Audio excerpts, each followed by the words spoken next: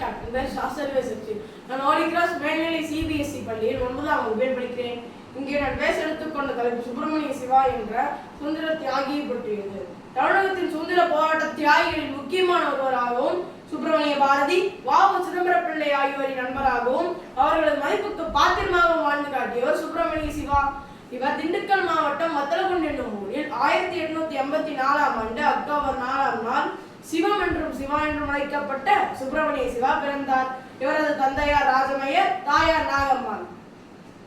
சுப்பிரமணிய சிவா 1906 முதல் 7ஆம் ஆண்டுகளில் திருவனந்தபுரத்தில் தர்ம பரிபாலன சமாஜம் என்ற அமைப்பை உருவாக்கினார்.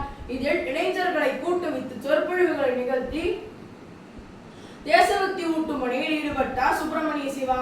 இவரது செயல்பாடுகள் காரணமாக ஆங்கிலேய அரசு திருவனந்தபுரத்தில் இருந்து இவரை வெளியேற்றியது. பின்னர் சுப்பிரமணிய சிவா கால்நடையாகவே ஊராய் சென்று தேசிய பிரச்சாரம் செய்ய முற்பட்டார்.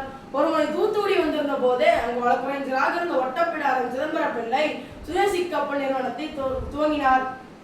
இக்காலத்தில் சிதம்பரனாருக்கும் சுப்பிரமணிய சிவாவுக்கும் ஆழமான நட்பு ஏற்பட்டது. இவர்களது சுதேச உணர்வை தன் சுதேச கீதங்களால் இவர்களது நண்பரான சுப்பிரமணிய பாரதியார் தூண்டிவிட்டார். இவர்கள் சுதந்திர போராட்ட இயக்கத்தின் தமிழக மும்மூர்த்திகள் என்று அழைக்கப்பட்டனர். 1920ஆம் ஆண்டில் கொல்கத்தாவில் நடைபெற்ற காங்கிரஸ் மாநாட்டிற்கு பிரதிநிதியாக சென்றார். 1921ஆம் ஆண்டிற்கு பின்னர் துறவி போன்ற காவியடை அணிய துவங்கினார் சிவா. சுதந்திரானந்தர் என்ற பெயரை சூட்டிக் கொண்டார். அது மட்டுமல்லாமல் பாரத மாதாவுக்கு கோயில் கட்டி முடிக்க திட்டம் வகுத்தார். 1921ஆம் ஆண்டு நவம்பர் மாதம் 2வது முறையாக ஆங்கிலேய அரசு ராஜலோக குற்றத்துக்காக இவர் மீது வழக்கு தொகுத்தது. 2.5 காலம் ஆண்டு கடுங்கால சிறை தண்டனை விதித்தது.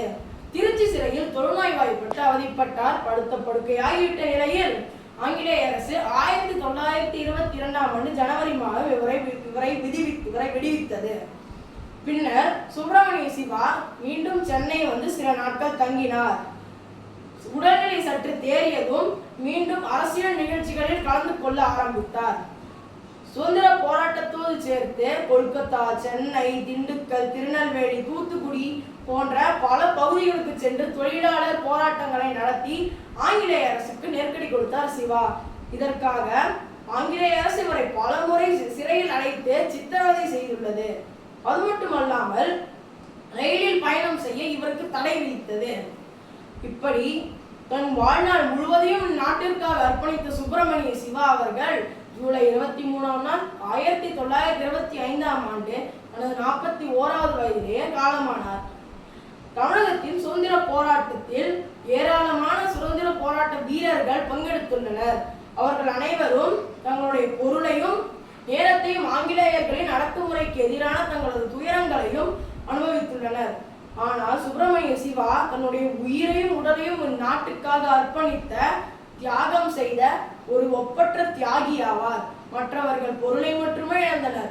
ஆனால் சுப்பிரமணிய சிவா அவர்களோ சிறைவாசத்தால் தொழுநோய்க்கு ஆட்பட்டு தன் உயிரையை நாட்டிற்காக அர்ப்பணித்த சுத்தமான தியாகி ஆவார் சுப்பிரமணிய சிவா. இவருடைய தியாகத்தையும் தேசப்பற்றையும் போற்றி காக்க வேண்டியது ஒவ்வொரு தமிழரின் கடமையாகும். எனவே இதற்கு சான்றாக தருமபுரியில் பெண்ணகரம் என்ற ஊரில் இவருக்காக ஒரு மணிமண்டபம் உருவாக்கப்பட்டுள்ளன.